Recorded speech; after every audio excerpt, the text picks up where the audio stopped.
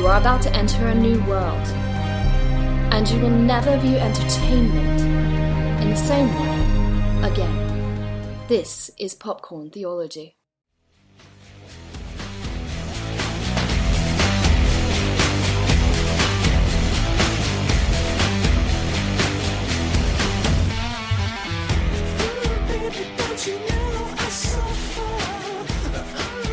Welcome, movie lovers and theology nerds, to Popcorn Theology, where we examine films for where they align with the greatest story and our greatest story, discussing what to receive, reject, and redeem for common ground, fruitful conversation, and mindful movie consumption. I'm Eric.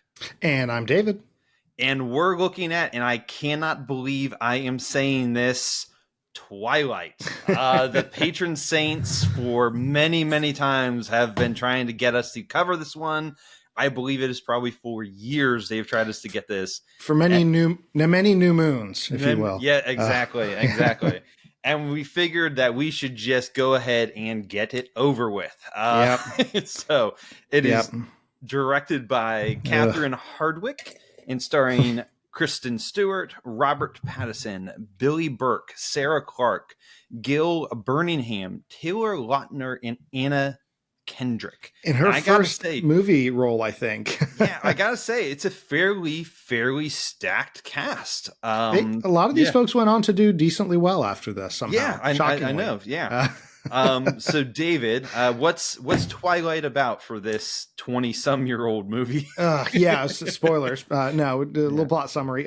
When Bella Swan, right? Bella Swan, that feels so weird to say together. Yeah. When Bella Swan moves to a small town in the Pacific Northwest, Forks, she falls in love with Edward Cullen, a mysterious classmate who reveals himself to be a 108-year-old vampire. Ooh. Yeah, I know. Yes. Hanging out at a high school. Yeah, just chilling. Yeah. This is normal vampire things. Yeah. Exactly. Normal 108-year-old things. So let's go ahead and talk about the popcorn side of everything. So David, what's your rating, man? And go ahead and give us some of your thoughts. And we're not going to do a spoiler on this one, so say whatever you want, man. Okay, I was going to say, so it's old enough now, and frankly, there's just not that much plot anyway, so there's not much to spoil. And so with all love and respect to our beloved patron saints, this is a stale movie. Stale, like on the floor of the theater, rolled under the seat, like decades ago, like not technically still popcorn anymore kind of movie. Because look, the thing is, at times we have movies that are diluted in terms of themes, but they're either fresh or buttered and salted in terms of quality. In this one, it's just trash. The writing is awful. The dialogue's terrible. The acting is rough. And I know Pattinson has gone on to be quite an accomplished actor in his own right since then. Yeah. Shockingly, despite this being his introduction to the world for several years, it's just incredibly stale acting, stale writing, even the little things like the computer graphics, like when he runs super fast to go from point A to point B or around the car. It's like, what exactly is this? Is this like a high school, like slapped together movie? Like this is insane that this was a big budget picture.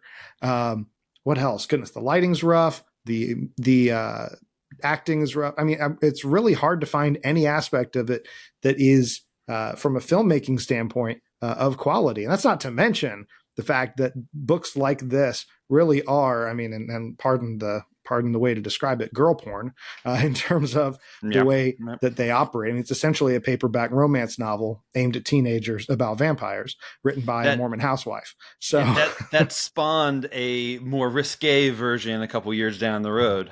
They were inspired, I would say. For those that don't know, 50 Shades of Grey started on, I think, Tumblr as a Twilight fanfic and became popular, and then she just changed the names. And like, and I guess he's not a vampire. And it's like, to be fair, he's barely a vampire in this. Like, it's even as vampire stuff goes, it's clumsy. And so, yeah, I mean, there's so much in this in terms of the way it really alters people's expectations. The notion that this guy who's over 100 years old and could have any woman that he wants for the past century is waiting out just for you, reader, just for you. And so, yeah, I got some baggage. I don't care for this movie. I saw the first one, second one, and oh goodness, I don't remember part of the third one. I want to say, but I'm embarrassed to say I've seen that many of them.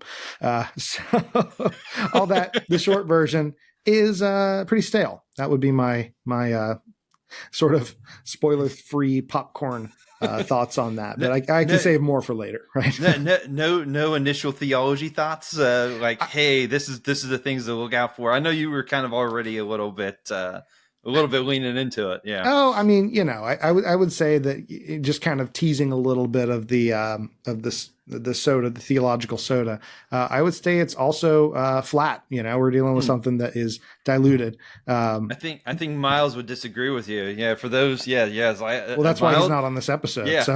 on our 10-year anniversary cast, Miles started to defend this episode, this movie a little bit. So yeah. Well, maybe we should have had him on. I do think though that the thing is that the theme of vampires can be very carbonated. You can have quite a bit to say in terms of what that represents, but in terms of this particular film, it just is clumsy in its attempt to do that. And so I'm sure there's so many haters out there who are going to have problems with this, and y'all light up the comments, please. Send all your hate mail to eric.george. No, I'm just kidding. But yeah, so that's kind of my issue with it. How about you? What are your thoughts on this movie? All right, first, starting off the bat, I have to say this soundtrack is a banger. The bat, the baseball scene. Yes, it is fantastic. Thoroughly enjoyed listening to it while I did research. It's very good. I hadn't listened to Linkin Park in years, and they had a song on this one, and it made me go down and start listening to some more Linkin Park. And I'll tell you, we should do a Linkin Park episode just going through the lyrics, especially in light of what happened to Chester. And it's like seeing all of what happened to Chester? Don't know. Well, he's the lead singer. He committed suicide of Linkin Park. I know. So like listening to a lot of these songs make a lot of different meaning with that. Interesting. I will say the soundtrack also features Muse and Mute Math. Yes. Fantastic. I love Mute Math. Love Muse. And so, yeah, actually a really banger soundtrack. I would agree. That's maybe the only redeeming aspect, redeemable aspect. Yep. So, I actually have never seen Twilight. Huh. So, banger soundtrack though. Okay. Yeah. Well, I'm glad I did all this research. Yeah. No, I appreciate it, man. I appreciate it. Well, the credits are about to roll in this episode, and we'll leave you with a quick little message, a clip from Jeff Winger from Community talking about this. It pretty well summarizes it anyway. Yeah, I think so. Good stuff. What's wrong with you, Jeff? Well, Shirley, since you have clearly failed to grasp the central insipid metaphor of those Twilight books you devour, let me explain it to you. Men are monsters who crave young flesh. The end. So, until next time, keep engaging movies and media from a godly perspective. Remember, you are not a mindless consumer. Or an April Fool. Yeah. I like that. So if you're asking me, I want you to know, when my time comes, forget the one that I've done. Help me leave behind some reasons to be mad. Thanks for watching this episode of Popcorn Theology. For more content, subscribe on YouTube. Follow and interact on social media to help broaden the conversation. Check out our archive of past episodes at popcorntheology.com or wherever you listen to podcasts, and consider becoming a patron saint by supporting us on Patreon, which lets you interact, influence, and enjoy exclusive bonus content.